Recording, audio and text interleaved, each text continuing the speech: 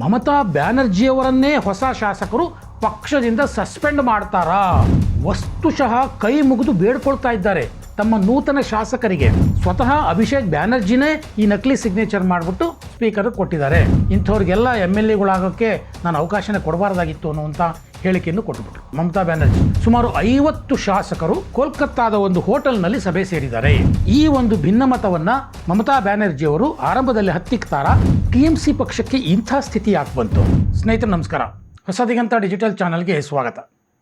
ಪಶ್ಚಿಮ ಬಂಗಾಳದಲ್ಲಿ ಅಧಿಕಾರ ಕಳ್ಕೊಂಡ ಮೇಲೆ ಮಮತಾ ಬ್ಯಾನರ್ಜಿಯವರ TMC ಸರ್ಕಾರ ಈಗ ದೊಡ್ಡ ಸಂಕಷ್ಟವನ್ನು ಎದುರಿಸ್ತಾ ಇದೆ.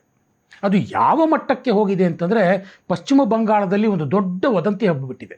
ಏನಂತಂದರೆ, ಮಮತಾ ಬ್ಯಾನರ್ಜಿಯವರನ್ನೇ ಹೊಸ ಶಾಸಕರು ಪಕ್ಷದಿಂದ ಸಸ್ಪೆಂಡ್ ಮಾಡ್ತಾರಾ ಅನ್ನುವಂಥ ಒಂದು ಚರ್ಚೆ ಈಗ ಆರಂಭ ಆಗಿಬಿಟ್ಟಿದೆ. ಇದು ನಿಜಕ್ಕೂ ಆಘಾತಕಾರಿ ಮತ್ತು ಆಶ್ಚರ್ಯಕರವಾದಂಥ ಒಂದು ಬೆಳವಣಿಗೆ. ಇದು ಎಷ್ಟರ ಮಟ್ಟಿಗೆ ಸತ್ಯ, ಇದನ್ನು ನಿಮ್ಮ ಮುಂದೆ ಇಡೋದಕ್ಕೆ ಮುಂಚೆ ಒಂದು ಹೇಳಿಕೆಯನ್ನು ನೋಡ್ಕೊಂಡು ಬರೋಣ. ಇದು ಕುನಾಲ್ ಘೋಷ್ ಅನ್ನುವಂಥ ವ್ಯಕ್ತಿ ಮಮತಾ ಬ್ಯಾನರ್ಜಿ ಮತ್ತು ಅಭಿಷೇಕ್ ব্যানার্জিಯವರ ಬಂಟ. ಅವರು ಹೇಳಿರುವಂಥ ಒಂದು ಹೇಳಿಕೆಯನ್ನು ಮೊದಲು ನೋಡಿ.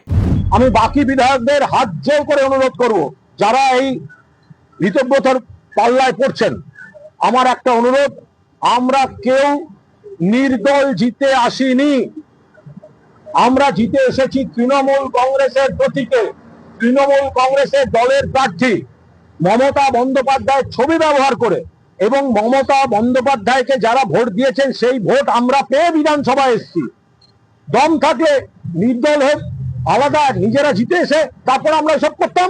ನೋಡಿ, ಇಲ್ಲಿ ಕುನಾಲ್ ಘೋಷ್ ವಸ್ತುಶಃ ಕೈ ಮುಗಿದು ಬೇಡ್ಕೊಳ್ತಾ ಇದ್ದಾರೆ ತಮ್ಮ ನೂತನ ಶಾಸಕರಿಗೆ, ದಯವಿಟ್ಟು ಇನ್ನೊಬ್ಬರ ಮಾತಿಗೆ ಕಿವಿಗೊಡಬೇಡಿ, ಈ ಭಿನ್ನಮತ ಚಟುವಟಿಕೆಗಳಿಗೆ ನೀವು ಬೆಂಬಲ ಕೊಡಬೇಡಿ, ಯಾರೋ ಕೆಲವರು ಹುಳಿ ಹಿಂಡ್ತಾ ಇದ್ದಾರೆ, ಇದಕ್ಕೆ ನೀವು ಬಲಿಯಾಗಬೇಡಿ ಅಂತ ಕೈ ಮುಗಿದು ಕೇಳ್ಕೊಳ್ತಾ ಇದ್ದಾರೆ.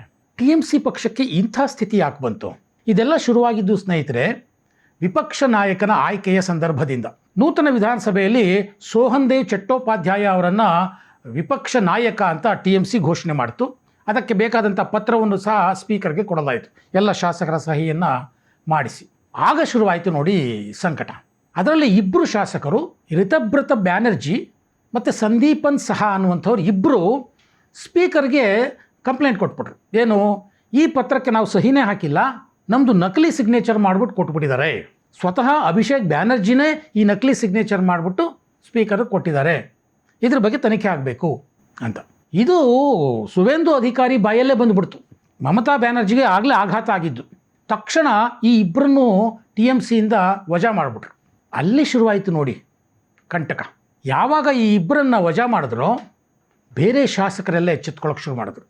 ಇದು ಸರ್ವಾಧಿಕಾರದ ಆಡಳಿತ ಸೋತ ಮೇಲೂ ಮುಂದುವರೆದಿದೆ ಅನ್ನುವಂಥದ್ದು ಅವರ ಗಮನಕ್ಕೆ ಬಂತು.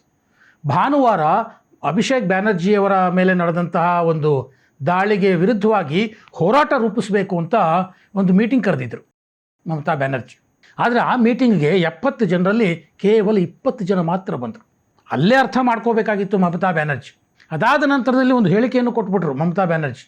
ಏನು, ನಾನು ಕೊಡಬಾರ್ದವ್ರಿಗೆಲ್ಲ ಟಿಕೆಟ್ ಕೊಟ್ಬಿಟ್ಟೆ, ಗೆಲ್ಲಿಸ್ಕೊಂಡು ಬಂದ್ಬಿಟ್ಟೆ, ಇಂಥವ್ರಿಗೆಲ್ಲ MLA ನಾನು ಅವಕಾಶನೇ ಕೊಡಬಾರ್ದಾಗಿತ್ತು ಅನ್ನುವಂಥ ಹೇಳಿಕೆಯನ್ನು ಕೊಟ್ಬಿಟ್ರು. ಆ ಹೇಳಿಕೆಯನ್ನು ನೋಡಿ. নীতিহীন একজন, আমাদের ভুল হয়েছে তাকে টিকিট দেওয়া, পায়ে পড়েছিল এসে, সেদিন বাঁচানো CPM ঠিক করেছিল। অন্তত এই একটা ক্ষেত্রে তাদের আমি অ্যাপ্রিসিয়েট করি, ওকে তাড়িয়ে দিয়ে। তার সত্ত্বেও আমরা তাকে দুবার সংসদে জিতিয়েছি। অন্য লোকের টিকিট কেটে তাকে হাওড়ায় দাঁড় করানো হয়েছে। আজকে তাদের কাছে আমি ক্ষমা চাইছি হাত জোর করে, যে আমরা আপনাদের সাথে এরা বিশ্বাসঘাতকতা করলো, এদের আমরা ক্ষমা করিনি। আজকে দুজনকে আমরা অলরেডি দল থেকে এক্সপেল করে দিয়েছি, ಬಹಿಷ್ಕಾರ করে দিয়েছি. ಇದನ್ನು MLAಗಳಿಗೆ ಸಹಿಸ್ಕೊಳ್ಳೋಕ್ಕಾಗಲಿಲ್ಲ. ಇತ್ತೀಚಿನ ವರದಿ, ಈ ಕ್ಷಣದ ವರದಿ ಏನು ಅಂತಂದರೆ, ಸುಮಾರು 50 ಶಾಸಕರು ಕೋಲ್ಕತ್ತಾದ ಒಂದು ಹೋಟೆಲ್ನಲ್ಲಿ ಸಭೆ ಸೇರಿದ್ದಾರೆ. TMCಯಿಂದ ರಾಜೀನಾಮೆ ಕೊಟ್ಟಿರುವಂಥ ರಿಜು ದತ್ತಾ ರಾಷ್ಟ್ರೀಯ ವಕ್ತಾರರಾಗಿದ್ದರು. ನೀವೆಲ್ಲ ಬಹುಶಃ TV ಡಿಬೇಟ್ಗಳಲ್ಲಿ ಅವರನ್ನು ನೋಡಿರ್ತೀರಿ. ಅವರ ಒಂದು ಹೇಳಿಕೆಯ ಪ್ರಕಾರ ಈ 50 ಜನ ಶಾಸಕರು ಮಮತಾ ವಿರುದ್ಧ ಬಂಡಾಯ ಹೇಳೋದಕ್ಕೆ ಎಲ್ಲ ರೀತಿಯ ಸಿದ್ಧತೆ ಮಾಡ್ಕೊಳ್ತಾ ಇದ್ದಾರೆ. ಅಂದರೆ 2/3 ಮೆಜಾರಿಟಿ ಸಿಕ್ಕಿದೆ ಅಂತ ಅವರಿಗೆ ಖಾತ್ರಿ ಆದ ತಕ್ಷಣ ಮಮತಾ ಬ್ಯಾನರ್ಜಿಯವರನ್ನೇ ಪಕ್ಷದಿಂದ ಸಸ್ಪೆಂಡ್ ಮಾಡುವ ಸಾಧ್ಯತೆ ಇದೆ ಅನ್ನುವಂಥ ರೀತಿಯಲ್ಲಿ ಅವರು ಮಾತಾಡ್ತಾರೆ. ಇದೆಂಥ ದುರ್ಗತಿ ಬಂತು ನೋಡಿ ಮಮತಾ ಬ್ಯಾನರ್ಜಿಯವರಿಗೆ.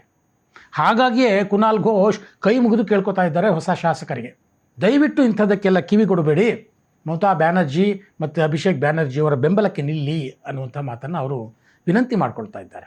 ಈ ಮಧ್ಯದಲ್ಲಿ ಮಮತಾ ಬ್ಯಾನರ್ಜಿ ಕೋಲ್ಕತ್ತಾದಲ್ಲಿ ಧರಣಿ ಕೂತಿದ್ದಾರೆ. ಈ ಕ್ಷಣಕ್ಕೆ ಅಭಿಷೇಕ್ ಬ್ಯಾನರ್ಜಿ ವಿರುದ್ಧ ನಡೆದಂತಹ ಕೋಳಿ ಮೊಟ್ಟೆ ದಾಳಿ ಏನಿದೆ ಅದನ್ನು ಪ್ರತಿಭಟಿಸಿ ಎಷ್ಟು ಜನ ಕಾರ್ಯಕರ್ತರು, ಎಷ್ಟು ಜನ ಶಾಸಕರು ಬಂದಿದ್ದಾರೋ ಅವ್ರ ಜೊತೆ ಅವರು ಈ ಧರಣಿಯನ್ನು ಆರಂಭಿಸಿದ್ದಾರೆ. ಗೊತ್ತಿಲ್ಲ ಮುಂದಿನ ದಿನಗಳಲ್ಲಿ ಪಶ್ಚಿಮ ಬಂಗಾಳದಲ್ಲಿ ರಾಜಕೀಯ ಯಾವ ರೂಪ ಪಡೆಯುತ್ತೆ ಅಂತ. ಯಾಕೆಂದರೆ ಪಶ್ಚಿಮ ಬಂಗಾಳದ ರಾಜಕೀಯ ಅಷ್ಟು ಸುಲಭವಾಗಿ ನಿರೀಕ್ಷಿಸಿದ ಹಾಗೆ ನಡೆಯೋದಿಲ್ಲ.